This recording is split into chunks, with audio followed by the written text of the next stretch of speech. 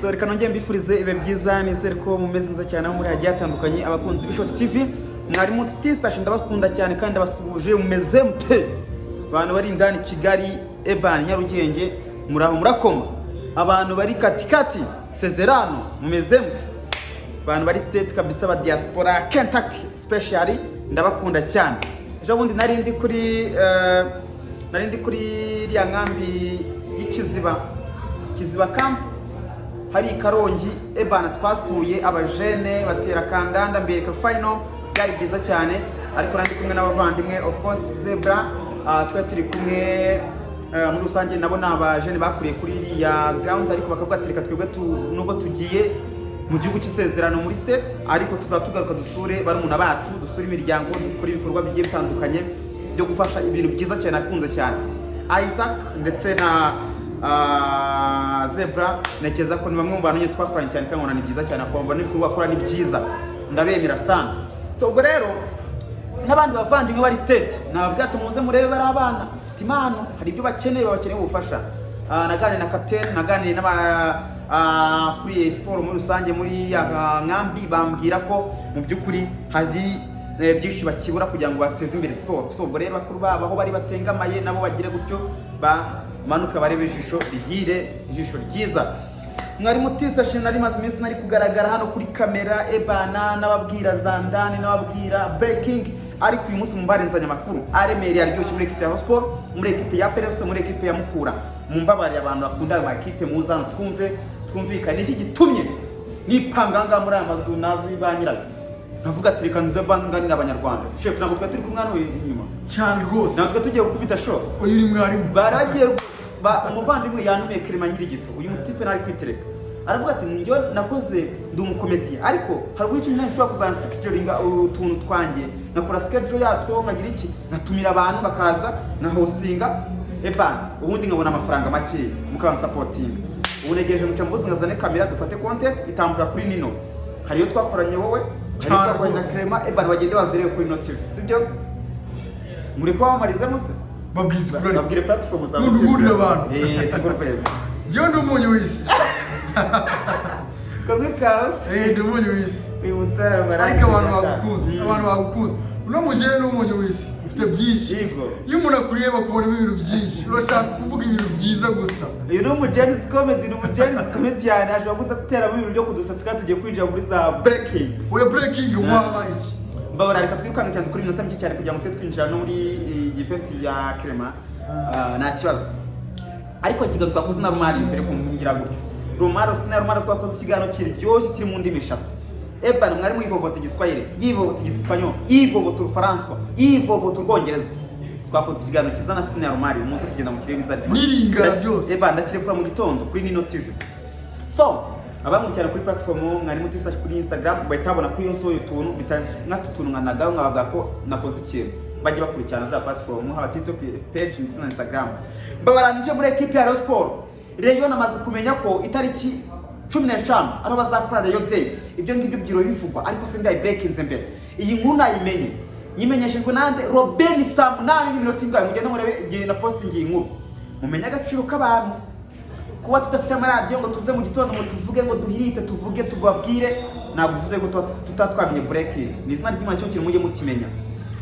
mujye mubanza mu dukuri cyane ku ma page yacu niyo dukoresha twebwe turaba influencer turaba blog ba sport aya makuru turamenya tukanatanga n'abantu b'abasiniye siko biryamye kandi twebwe turara amajoro ntacyo twagezeho twabuzwa n'iki kwamenya muri ijoro yasutse n'ijoro. Iyi nkuru yagiye hanze saa 8 mike cyane narindi kuri live n'umuntu bita Ruvyanga ndetse n'abandi bajene ba Sano ndetse n'abandi Modaliton na ba Vida twari twakoze na hostinze live kuri TikTok numira Ruvyanga nabo n'aba YouTubers nabo baba creator nabo bavuga ati Ruvyanga akatugira inama ndamwinvita Ruvyanga araza ararabagira inama twahire saa 4 saa 5 plutôt tugeza saa 8 saa 9 izageza turasezerana turagenda havuyemo byinshi hari section nakimbuyeho iminota 29 nzayipostinga mwejo nzayibahereza no ku ishoti kabisa y'ibyo twaganiriye byose turi live muzabyumva icyo gihe narindi live nibwo nakiri inkuru Ngabo Robert ibi bintu yarasanzwe abizi ashinzwe media muri equipe ya Hotspur arabinyoherereza mu gikari ndabibona mitangora post ayo masaha abandi bose baryanye abantu baryanye abandi nagiye mbona mbyuka saa 11 ari bari kuzipostinga kuzigi ariko ikintu ushaka kubabwira nuko hari breaking tumenya bwa mbere y'abandi natwe mugomba kutwizera baratwizera akaduhereza tukazereza abandi urumva rero ndi mu bantu batanze inkuru bwa mbere ubwo ne equipe ya Hotspur navuga ngo ndaje muri equipe ya PRFC mfite zandana kabisa equipe ya Hotspur impamvu ndi kwikomozaho ku itariki 15 nkuko mwabyumvisha umuvugizi wa equipe ya Young Africans barabari Kigali ariko atangiye kuza impungenge abantu batangiye kwibaza niba murabisi ko ari ibintu ngo by'abanuze by'abantu kandi ngo bigiye kuba bishobora kuzafatira amatariki bigatuma ngo stade badashobora kwitanga ariko namaze kumenya makuru yuko FERWAFA yatangiye kugira ubwoba iravuga iti iyi tariki ntabwo turi buze kuyikoraho namaze kuyamenya amakuru abantu bose bari joyful bavuga bati niba equipe ya Hotspur igiye gukina ku itariki 15 FERWAFA ivuga ati shobora kubipostpone ikaba yabyegeza yikabigira iki kandi baramutse babihinduye mu bwisho kuri equipe ya Yanga ntabwo yakwemera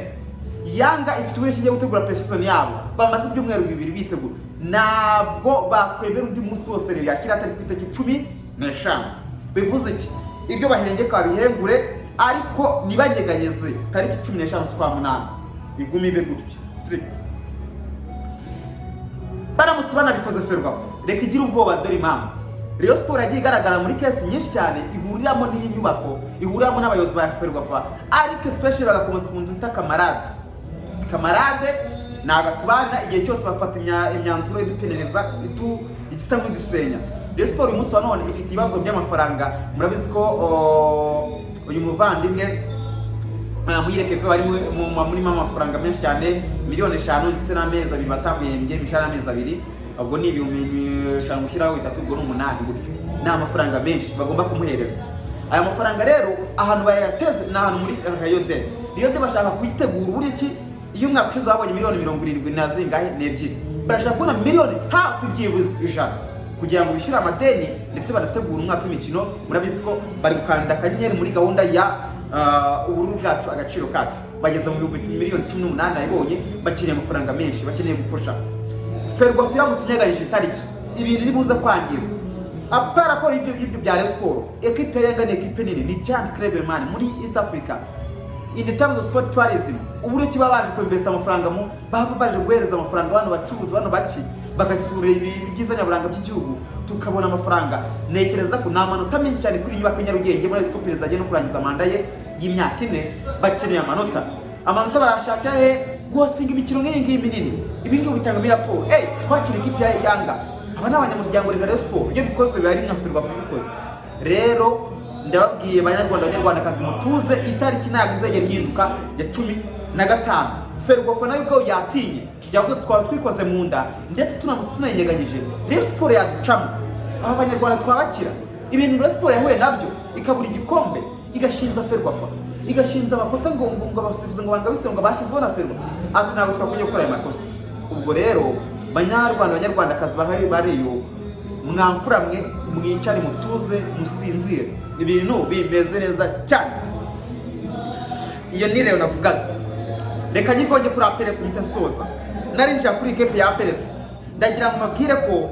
namaze kumenya amakuru aremereye cyane bayambaye aka kanya ninde wundi arapostinga aya makuru ndayakenda bateka mite nyavuga ngaha nta mwanya wo kujya kwicara mu birori baririmbe ndabasangayo maze kugaburira abanyarwanda banje abantu bakunda bino bintu nkunda cyane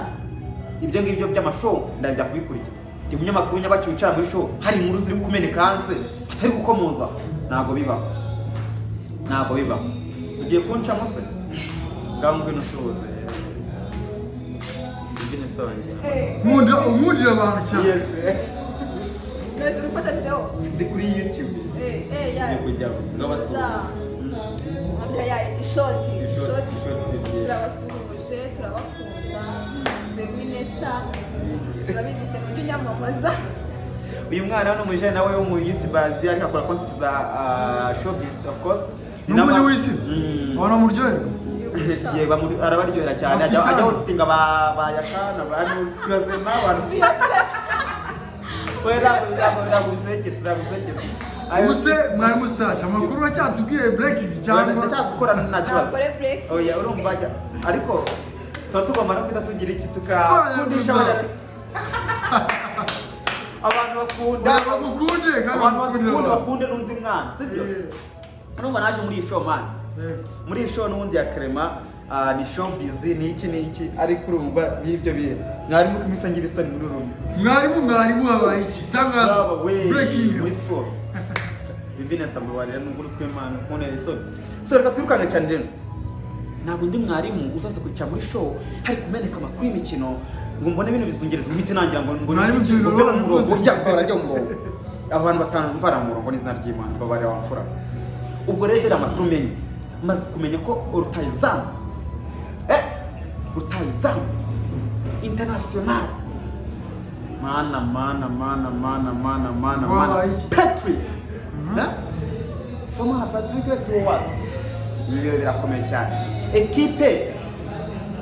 ya Mukura ikoze ibiki kizanye rutayizamu komeye cyane Ascrute FC yahara mu gihugu yo mu ikina yo mu bara bara murazi iyi equipe igiye kwitereka ikoze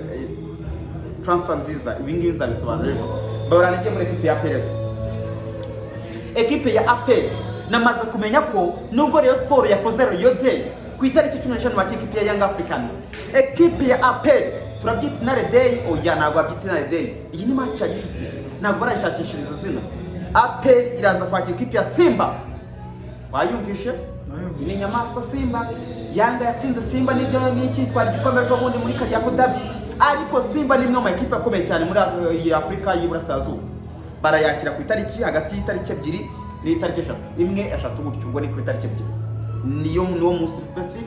bagomba kwakira rwose iyi equipe muranyumvira abanyarwandakazi kuca musa oya tangaza breaking umve urwego equipe ya APR kubishyira tugiye kubona abasore bamemo down togi abataka bose bagiye kumanuka ikiwanja kuri iyi match aya makipe yose azakina CAF Champions League na makipe meza gukombe sisiyo la myaka kipe ni ibikipe bikomeye cyane bizigiye gukina ziri ya Afrika